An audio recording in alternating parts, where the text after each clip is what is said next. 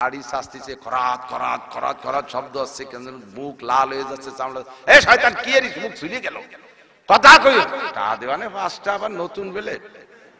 এই বেলেট দিয়ে আগে 3 জনের দাড়ি ছাড়ছে, পরে 5-6 জনের বগল সাফ করছে, তাই দিয়ে ওর দাড়ি সাফ করতেছে। তারা দাড়ি যত বেশি কাটে তাকে দাড়ি পাকে তত তাড়াতাড়ি। তো দাড়ি একেবারে সাইজে চুলে পরিষ্কার করে ডবল চার্জ দিয়ে প্যান্ট শার্ট ইন করিয়া করি ইয়াং নকনকি ইয়াং ছাড়ছে। ওর ছোট ভাইয়ের বয়স 25 বছর, সে আলেম, এত বড় দাড়ি। এই দুই ভাই একসাথে একটু কাপড়ের দোকানে যাইয়ে দেন। কাপড়ের দোকানদার দোকানে একখান টুল আছে, টুল বেশি নেই। দুই ভাই একসাথে গেছেন, বড় ভাইয়ের বয়স 45 ইয়াং, ছোট ভাইয়ের বয়স 25, এত বড় দাড়িওয়ালা। দোকানদার দুই ভাইয়ের কার সাথে কি আচরণ করে? বড় ভাইরে কয় এ ছেলে পেলে নামিয়ে দাঁড়াও। ছোট ভাইরে কয় কাকা আপনি চেয়ারে বসেন। জম্মের সত্যি কথা না, কথা কন না কে? তো নগদেই আল্লাহ তাআলা সুন্নাত ইবাদতের প্রতিদান দুনিয়াও দিয়ে থাকে। আর দাড়ি রাখতে কষ্ট না কাটতে কষ্ট? বুঝেন না, রাখতে কষ্ট না কাটতে কষ্ট? রাখতে কষ্ট, কাটতে রাখছি তো যে রাহা হয়ে গেছে, এনে কষ্টের কি আছে? আরো কত মজা, ঠিক না? এতে দেন স্পিরিং ফোম ফোম শব্দে দেন কি ফোম ফোম বাপ, ঠিক না? স্পঞ্জ। আর দাড়ি কাটতে কি কষ্ট, আল্লাহু আকবার। এই যে স্পষ্ট একটু মস্তক পরিষ্কার করি তাই তো ব্যথা করে। আর যদি সেলুনি দাড়ি সাফ করেন, আপনি যদি শেষরা পাল্টিয়ন, নাফিতে পয়সা দেওয়ার অভ্যাস কম, 20-30 টাকা কত নেয় শাস্তি তো আমি জানি না। যদি টাকা কম দেন তাহলে ও কিন্তু ভালো বেলেট দিয়ে আপনারা শাসবে না। দাড়ি শাস্তিছে খরাত খরাত খরাত খরাত শব্দ আসছে, কেন মুখ লাল হয়ে যাচ্ছে, চামড়া এ শয়তান কি এর মুখ ঝুলিয়ে গেল, কথা কই টা দেওয়ানে পাঁচটা আবার নতুন বেলেট। এই বেলেট দিয়ে আগে 3 জনের দাড়ি ছাড়ছে, পরে 5-6 জনের বগল সাফ করছে, তাই দিয়ে ওর দাড়ি সাফ করতেছে। কি কষ্ট! আর শীত করে যখন এই জায়গা পুষে, আমার তো মনে হয় যে খালিও শয়তানের বসাই দিলে তাহলে কুরবানি জন্য চাঁদ ওঠার আগে। কত বড় রিস্ক আর ঝুঁকি! মান সম্মানে পিছিয়ে পড়ে যাবেন দাড়ি কাটলে, এরপরে কষ্ট হবে, পয়সা করে যাবে। আল্লাহর কসম যারা দাড়ি কাটেন, আল্লাহর কসম যারা দাড়ি কাটেন, আমি ভালো করে আমি আল্লাহর ঘরের মধ্যে বসে বলতেছি, কিয়ামতে নবী পাকের সুপারিশ পাইতে বহু দেরি হয়ে যাবে, বহু পিছিয়ে পড়ে যাবেন। এখন কোন কারণে দাড়ি কাটেন? কি কারণে আপনি দাড়ি কাটেন? কিসের শখ? বিশেষ করে বুড়ো মানুষ যারা অল্প বয়সে দাড়ি কাটছেন, একটা বিয়ে শাদী করতে হবে, দাড়ি রাখলে বুড়ো বুড়ো দেওয়া যায়, ধরে নিলাম সে সময় কাটাকাটি যাবার হয়েছে, দাড়ি রাখলে চাকরি হয় না, সে বয়সে চাকরি যাওয়ার পর্যন্ত দাড়ি মানে চাকরি হয়েছে, বিয়ে হয়েছে, ছেলে মেয়ে হয়েছে, নাতি নাতনি হয়ে গেছে, এখন আপনি খোকা সাজেন কে? এখনো কিসের লোভে দাড়ি কাটেন? মরেন যদি এই অবস্থায়, ভালো করে মনে রাখেন, ক্বালা রাসূলুল্লাহ সাল্লাল্লাহু আলাইহি ওয়াসাল্লাম তামুতুনা কামা তাহইয়াউন, তোমার জীবন যাপন যেমন হবে তোমার মরণটা তেমন হবে। আইয়ুহাল্লাযীনা আমানুত্তাকুল্লাহ,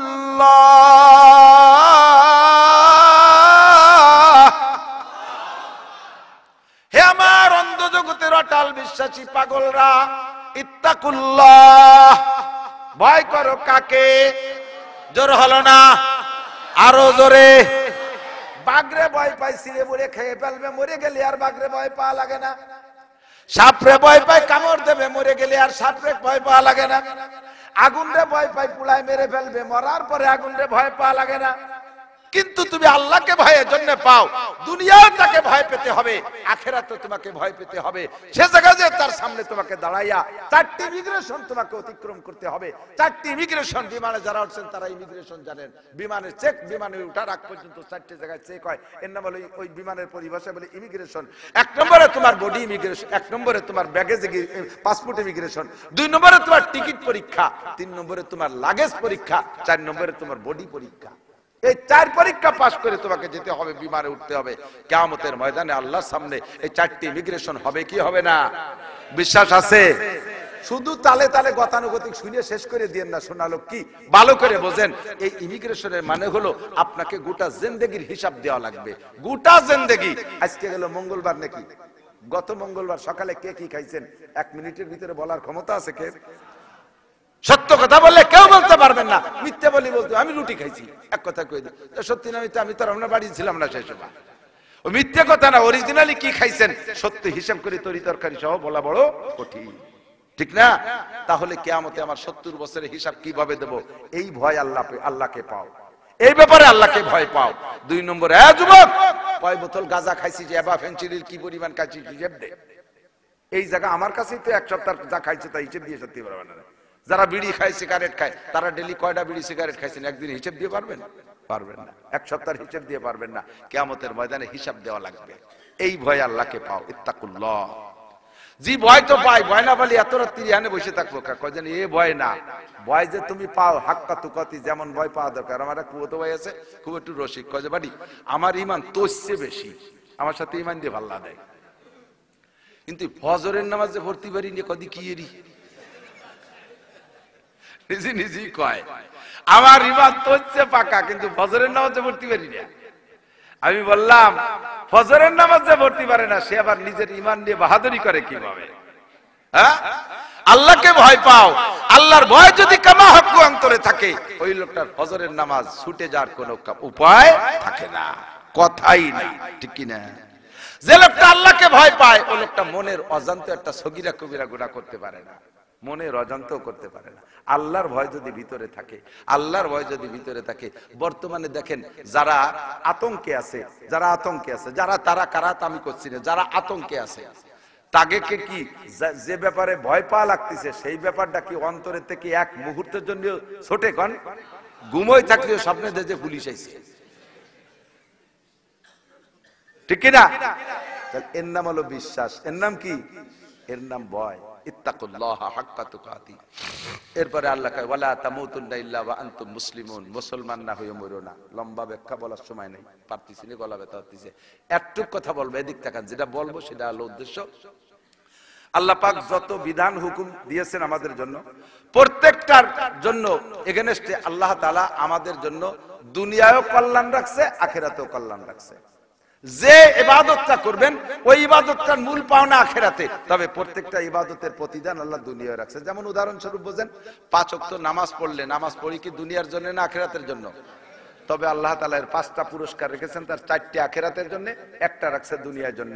নামাজি ব্যক্তিকে আল্লাহ তাআলা অভাবে ফেলায় না, বলবেন না সুবহানাল্লাহ? রোজা রাখি কি দুনিয়ায় কিছু পাওয়ার আসে না আখিরাতে? রোজা রাখি কি ইফতারির দাওয়াত পাবো সেই আশায়? কি জন্য? আখিরাতে আল্লাহর হাতের ইফতারি খাবো সেই আশায়, ঠিক না? তো রোজার বিনিময়ে নবী পাক বলেন ইজাদু ফিহি রিজকুল মুমিন, রোজাদারকে আল্লাহ তাআলা দুনিয়াও বঞ্চিত করে না, রমজানে রোজাদারকে আল্লাহ তাআলা রুজির বরকত বাড়ায় দেয়। তার বাস্তব দেখেন, এখন সন্ধ্যার সময় এই যে লক্ষ্মী ভাষা চৌরাস্তা বাজারে আসেন, যে এই যার কাছ বাড়ির ধারে যে দোকান, একটু চাটা খাইতে যান, সন্ধ্যার আগে খেজুর, পেঁয়াজি, বেগুনি, শরবত, তারপরে খিচুড়ি, ডাবড়া, রুটি, এই রকমারি 14-15 প্রকার কি আইটেম কি ডেলি খান? এখন এই রমজান মাসে প্রত্যেকদিন ইফতারির সময় এই সময় আইটেম জোগাড় করেন কি করেন না? এখনো যা ইনকাম করতেছেন তখনও তাই করেন। আল্লাহ পাক প্রত্যেকদিন কিভাবে আমাদেরকে খাওয়াচ্ছে, এটাই হলো ইজাদু ফিহি রিজকুল মুমিন। এমন করে আপনি শরীয়তের যে বিধানটার পর আমল করবেন, দেখবেন যে ওইটার ভিতরে আপনি আখিরাতের চাইতে নগদের দুনিয়ারই আপনি প্রতিদান বেশি পাবেন। একেবারে ছোট একটা কথা বলি, দাড়ি শরীয়তের হুকুম না? দাড়ি রাখা ওয়াজিব, দাড়ি রাখা ওয়াজিব। এই দাড়ি রেখে দেখেন, দাড়ির বিনিময়ে কিয়ামতে পাবেন দাড়িওয়ালাকে। একজন মুসলমান যদি দাড়িওয়ালা হয়, সুন্নতি দাড়ি, মোজ কাটে দাড়ি বড়, আবার ওই যে সাধুকে মতো দাড়ি রাখছে যেগুলো আছে, মোজ দিয়ে দাড়ি দিয়ে মুখ গিরিয়ে ফেলাইছে, চাকার ফুটো রায় নাই, ওগুলো হবে না। মোজ ছোট দাড়ি বড়, এই জাতীয় মুসলমান যদি নামাজ নাও পড়ে, কলেমা পড়া মুসলমান, নামাজ পড়ে নাই, শরীয়তের একটা বিধানও মানে নাই, কিয়ামতে নবী পাকের চোখের সামনে দাড়ি সহ ধরা পড়ে গেলে আপনাকে নবী সুপারিশ করে জান্নাতে নিয়ে যাবে। তাহলে এই দাড়ির প্রতিদান আমি আখিরাতে পাবো, এজন্য রেখেছি, কিন্তু এর প্রতিদান দুনিয়ায়ও আছে। কতক্ষণ? একজন মানুষ, একজন যুবকের মানে একটা লোকের বয়স 45 বছর, 40 পার হলি তো বার্ধক্যে চলে আসে, 45 দাড়ি। যারা দাড়ি যত বেশি কাটে তাকে দাড়ি পাকে তত তাড়াতাড়ি। তো দাড়ি একেবারে সাইজে চুলে পরিষ্কার করে ডবল চার্জ দিয়ে প্যান্ট শার্ট ইন করিয়া করি, ইয়াং নকনকি ইয়াং চার্জ। ওর ছোট ভাইয়ের বয়স 25 বছর, সে আলেম, এত বড় দাড়ি। এই দুই ভাই একসাথে একটু কাপড়ের দোকানে যাইয়ে দেখেন, কাপড়ের দোকানে একখান টুল আছে, টুল বেশি নেই। দুই ভাই একসাথে গেছেন, বড় ভাইয়ের বয়স 45 ইয়াং, ছোট ভাইয়ের বয়স 25, এত বড় দাড়িওয়ালা। দোকানদার দুই ভাইয়ের কার সাথে কি আচরণ করে? বড় ভাইরে কয়, এ ছেলে পেলে নামি দাঁড়াও। ছোট ভাইরে কয়, কাকা আপনি চেয়ারে বসেন। জম্মের সত্যি কথা না, কথা কন না কে? তো নগদেই আল্লাহ তাআলা সুন্নাত ইবাদতের প্রতিদান দুনিয়াও দিয়ে থাকে। আর দাড়ি রাখতে কষ্ট না কাটতে কষ্ট? বুঝেন? রাখতে কষ্ট না কাটতে কষ্ট? রাখতে কষ্ট। কাটতে রাখছি তো যে রাহা হয়ে গেছে, এনে কষ্টের কি আছে? আরো কত মজা, ঠিক না? এতে দেন স্পিরিং ফোম ফোম শব্দে দেন কি ফোম ফোম বাপ, ঠিক না? স্পঞ্জ। আর দাড়ি কাটতে কি কষ্ট, আল্লাহু আকবার। এই যে স্পাইসে একটু মস্তক পরিষ্কার করি তাই তো ব্যথা হয়। আর যদি সেলুনি দাড়ি সাফ করেন, আপনি যদি শেষরা পাল্টি হন, নাফিতে পয়সা দেওয়ার অভ্যাস কম, 20-30 টাকা কত নেয় শাস্তি তো আমি জানি না। যদি টাকা কম দেন তাহলে ও কিন্তু ভালো বেলেট দিয়ে আপনারা শাসবে না। দাড়ি শাস্তিছে, খরাত খরাত খরাত খরাত শব্দ আসছে, কেন মুখ লাল হয়ে যাচ্ছে, চামড়া এ শয়তান কি এর মুখ ছুঁয়ে গেল, কথা কই তা দেওয়ানে 5টা আবার নতুন বেলেট। এই বেলেট দিয়ে আগে 3 জনের দাড়ি ছাড়ছে, পরে 5-6 জনের বগল সাফ করছে, তাই দিয়ে ওর দাড়ি সাফ করতেছে। কি কষ্ট! আর শীত করে যখন এই জায়গা পুষে, আমার তো মনে হয় যে খালিও শয়তানের বসায় দিলে তাহলে কুরবানি জন্য চাঁদ ওঠার আগে কত বড় রিস্ক আর ঝুঁকি। মান সম্মানে পিছিয়ে পড়ে যাবেন দাড়ি কাটলে, এরপরে কষ্ট হবে, পয়সা করে যাবে।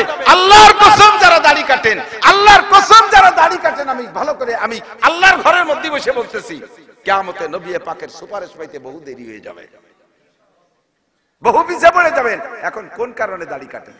কি কারণে আপনি দাড়ি কাটেন? কিসের শখ? বিশেষ করে বুড়ো মানুষ যারা অল্প বয়সে দাড়ি কাটছেন, একটা বিয়ে শাদী করতে হবে, দাড়ি রাখলে বুড়ো বুড়ো দেওয়া যায়, ধরে নিলাম সে সময় কাটাকাটি যাওয়ার হয়েছে, দাড়ি রাখলে চাকরি হয় না, সেই বয়সে চাকরি যাওয়া পর্যন্ত দাড়ি মানে চাকরি হয়েছে, বিয়ে হয়েছে, ছেলে মেয়ে হয়েছে, নাতি নাতনি নিয়ে গেছে, এখন আপনি খোকা সাজেন কে? এখনো কিসের লোভে দাড়ি কাটেন? মরেন যদি এই অবস্থায়, ভালো করে মনে রাখেন, ক্বালা রাসূলুল্লাহ সাল্লাল্লাহু আলাইহি ওয়াসাল্লাম তামুতুনা কামা তাহইয়াউন, তোমার জীবন যাপন যেমন হবে তোমার মরণটা তেমন হবে। ওয়াতুহশারুনা কামা তামুতুন, যে চেহারায় মরবা এই চেহারায় উঠবা, যে চেহারায় মরবা এই চেহারায় উঠবা। এক ফোঁটা চিন্তা করা লাগবে না। তুমি যদি দাড়িওয়ালা হও, বিশ্বনবী তোমাকে দাড়িওয়ালা দেখে সুপারিশ করবে। যদি দাড়িবিহীন মুসলমান হও, তাহলে তোমাকে দাড়ির কারণে, মুখে 1000 দাড়ি আছে, 1000 দাড়ি সম্পূর্ণ দাড়ি কাটার নিয়ে তো যদি একটা দাড়ি কাটেন, তাহলে একটা দাড়িতে একটা কবিরা গুনাহ। আর এই মুখের উপর সাইডটা এখানে পরিষ্কার করার জন্য দুইটা কেটে গেছে, দাড়ি ফেলানোর উদ্দেশ্য না, মোছের সাথে পড়ে গেছে, ওটা আপনার কবিরা গুনাহ না। সম্পূর্ণ দাড়ি কাটবেন নিয়ত করে যখন পোস্ট বাঁধাইছেন, প্রত্যেক এক এক দাড়িতে এক এক কবিরা গুনাহ, 7000 বছর জাহান্নাম। ইনকাম করছেন মাত্র 2 মিনিটের ভিতরে দাড়ি সাফ করে ফেলাইছেন। 1000 দাড়ি আছে, গুনাহগাথা তো নাই, ধরে নিলাম 1000 দাড়ি কাটিয়ে ফেলাইছেন 2 মিনিটের ভিতরে, তাতে আপনি 2 মিনিটের ভিতরে 1000 কবিরা গুনাহ কামাই করছেন। 1000 কবিরারে 1000 7000 দিয়ে গুণ দেন, 7 লক্ষ বছর। একবার মুখের দাড়ি কাটলে 7 লক্ষ বছর জাহান্নাম ইনকাম করেছেন। এবং এদিক বিড়ি যখন খাইছেন তখন গুনাহ, খাওয়া শেষ বিড়ির গুনাহ বন্ধ। মদ যখন খাইছেন তখন গুনাহ, খাওয়া শেষ মদের গুনাহ বন্ধ। জিনা যখন করছেন তখন গুনাহ, জিনা করা শেষ জিনার গুনাহ বন্ধ।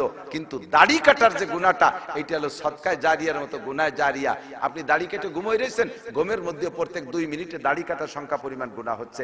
আপনি দাড়ি কাটা অবস্থায় নামাজ পড়তেছেন, ওই নামাজের মধ্যে প্রত্যেক 2 মিনিটে আপনার দাড়ির সংখ্যা পরিমাণ গুনাহ লেখা হচ্ছে। দাড়ি কাটা অবস্থায় কাবা ঘর তওয়াফ করতেছেন, সে অবস্থায় আপনার প্রত্যেক 2 মিনিটে একবার দাড়ি কাটার গুনাহ লেখা হইতে তালে আছে। ইত্তাকুল্লাহ, ইত্তাকুল্লাহ, ভয় পান আল্লাহকে। কোন চেহারা নিয়ে আল্লাহর সামনে উঠবেন? একটা মুসলমানের চেহারা নিয়ে যান। বুড়ো মানুষ আজও প্যান্ট পরেন, খ্রিস্টানদের পোশাক প্যান্ট, ইহুদ নাসারাদের পোশাক শার্ট, মুসলমানের পোশাক আপনার ভালো লাগে না। ভালো করে মনে রাখেন, গত রাত্রে 3 জন আলেম আমাকে গত রাতে আগের রাত্রে দেখাইছে। আমাদের 7 পাড় বলতল জলিলপাড়, গোপালগঞ্জের ওই সাইডটা, বক্সেরপুরের ওই সাইড থেকে হিন্দু এলাকা বেশি। সেই এলাকায় খ্রিস্টানরা ঢুইকা হাজার হাজার হিন্দুদেরকে খ্রিস্টান বানাইছে। এলাকায় হিন্দুরা বাড়ি ছেড়ে অনেকে ইন্ডিয়া চলে গেছে, সেই বাড়ি ঘরগুলো মুসলমানরা কিনছে। কয়েক ঘর মুসলমান মিলে একটা মসজিদ বানাইছে। সেই মসজিদের ইমাম সাহেব, সেই মসজিদের ইমাম সাহেবরেও কি ওদের ইমাম নাকি আল্লাহই জানে। এদের এই ইমাম সাহেবরে এমন ভাবে তৈরি করছে, ইমাম সাহেবের কাছে ইনজিল, ইমাম সাহেবের কাছে বাইবেল, এইগুলো দিছে। ইমাম সাহেব মসজিদে এলান করে দিয়ে, মসজিদে এলান করতেছে মাইকি, যে অমুক বাড়ি বাইবেল শরীফ পড়া হবে, আপনারা আসবেন। অমুক শরীফ বাড়ি ইনজিল শরীফ পড়া হবে, আপনারা আসবেন। ছোট ছোট ছোট রিসালা, ছোট ছোট বই আকারে মুসলমানদের হাতে ধরাই দিচ্ছে, হিন্দুদের হাতে তো ধরাই দিচ্ছে। আমার কাছে মোবাইলে আছে, আমি এক করে দেখাইতে পারি। খ্রিস্টানরা মুসলমানদের কোরআনকে বিকৃত করার জন্য কোরআন শরীফ ছাপানো শুরু করছে, কোরআন শরীফ লেখছে। একটা সূরা আমার কাছে আছে, সূরার নাম দিচ্ছে সূরাতুল মুসলিমুন, সূরাতুল মুসলিমুন, তাই সূরা লেখছে। এরকম করে এক পারা পরিমাণ একটা বানায় ফেলাইছে কোরআন শরীফ, তাই মুসলমানদেরকে পড়াচ্ছে। তার ভিতরে আল্লাহ রসুলকে গালি দেওয়া আছে, তার ভিতরে ঈসা আলাইহিস সালাতু ওয়াস সালামের উপর ঈমান আনা ফরজ এবং তাকেই শেষ নবী বলে মানতে হবে, এই আকীদা তৈরি করতেছে। সেই জায়গায় স্কুল বানাইয়া মুসলমানদের ছেলে মেয়েদেরকে সেই স্কুলই পড়াচ্ছে, বই ফ্রি, পোশাক ফ্রি, খাবার ফ্রি, বেতন দেওয়া লাগবে না।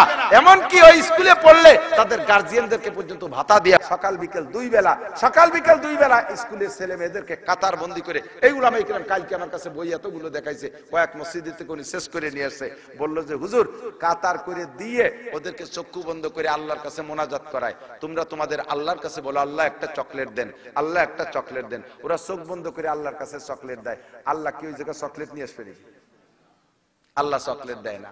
এরপরে তোমাদের আল্লাহ চকলেট দিয়েছে? কয় না দেয়নি। তো এবার বলো যিশু আমাদেরকে চকলেট দেন, যিশুর কাছে চকলেট চাই, ওরা পিছন দিয়ে হাইটে হাইটে প্রত্যেকের হাতে চকলেট দিয়ে দেয়।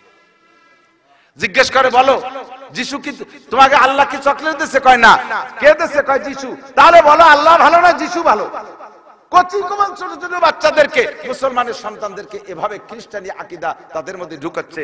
আর মুসলমান আজও সেই খ্রিস্টানদের কালচার পছন্দ হয়, তাদের পোশাক ভালো লাগে, তাদের চেহারার মতো চেহারা ভালো লাগে, তাদের দাড়ির মতো। দেখে না জেলেনস্কি, ইউক্রেনের প্রেসিডেন্ট জেলেনস্কির একটু খেজুনি দাড়ি, তারপরে মেসিরও দাড়ি আছে একটু। মুসলমান দাড়ি রাখে, মেসি কাটিং, ইউক্রেনের জেলেনস্কি কাটিং।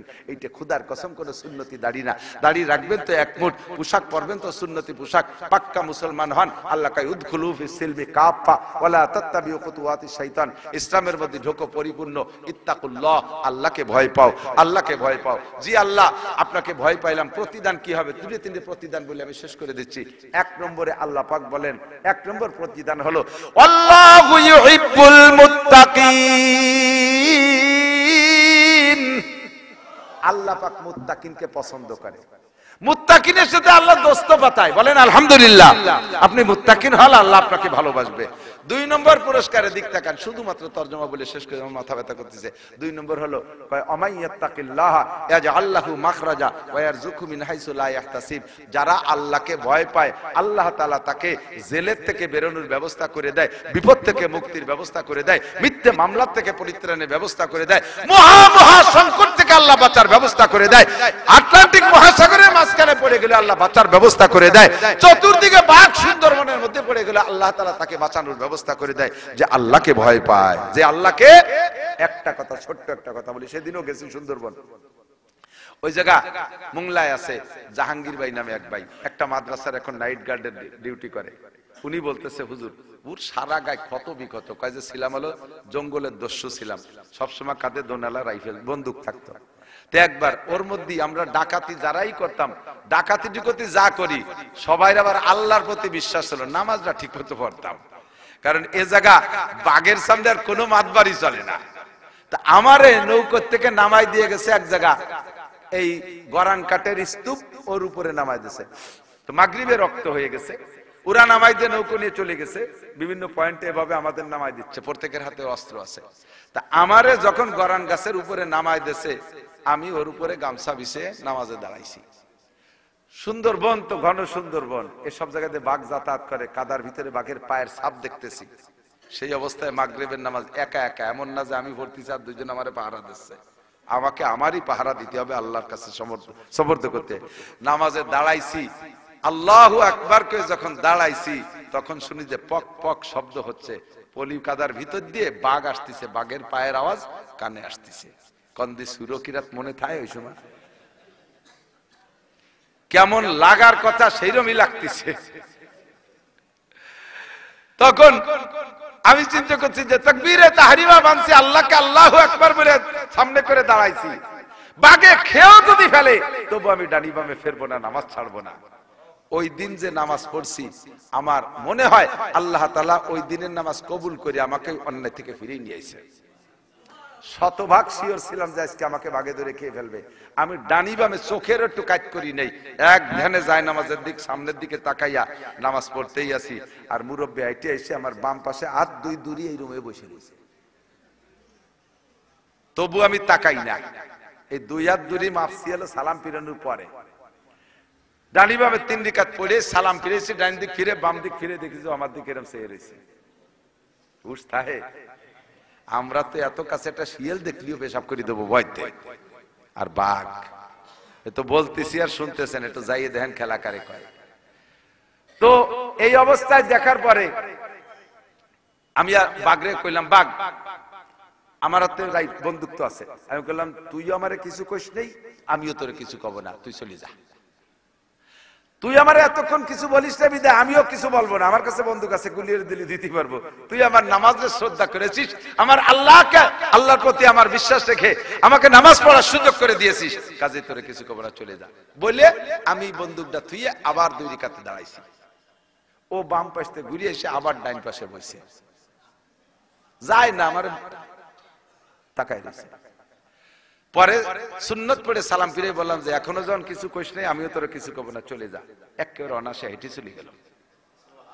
তারপরে বুঝলাম যে হয়তোবা হতে পারে আমাদের ডাকাতিরও তো ডাকাত শত্রু আছে, এই মুহূর্তে কোন ডাকাত এসে আমার পর আক্রমণ করত, আমি আল্লাহকে হাজির নাজির জানিয়ে নামাজে দাঁড়াইছি বিধায় আল্লাহ তাআলা আমাকে বাঘ দিয়ে পাহারা দিয়েছে।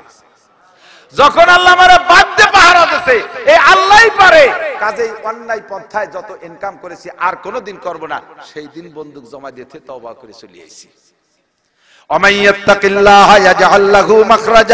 যে আল্লাহকে ভয় পায় আল্লাহ তাকে এমন বিপদ থেকে বাঁচার ব্যবস্থা করে দেয়। 3 নম্বর হলো ওয়ারযুকহু মিন হাইসু লা ইহতাসিব, ধারণার বাহির স্থান থেকে আল্লাহ রুজির ব্যবস্থা করে দেয়।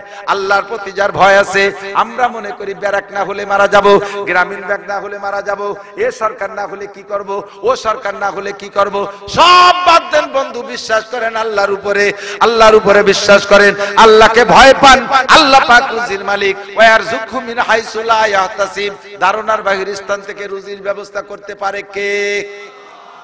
4 নম্বর 5 নম্বর পুরস্কার হলো আল্লাহ কয় ইন্না আকরামাকুম ইনদাল্লাহি আতকাকুম, তোমাদের মধ্যে যদি সবচেয়ে বেশি সম্মানী হতে চাও, সবচেয়ে বেশি সম্মানী হতে চাও, তাহলে সবচেয়ে বেশি মুত্তাকিন হও, মুত্তাকিন পরহেজগার হও, আল্লাহর ভয়টা ভিতরে বেশি ঢুকাও, ইবাদত বন্দেগী সঠিকভাবে করো, সর্ব সমাজে তুমি সম্মান পাবা। আল্লাহ তাআলা আমাদের নারী ও পুরুষ যে যেখান থেকে শুনতেছি এই তাকওয়ার উপরে আমাদেরকে মজবুত হওয়ার তৌফিক দান করে, সকলের ভিতরে আল্লাহর গভীর ভয় তৈরি করে দেন। সবাই বলেন আমিন।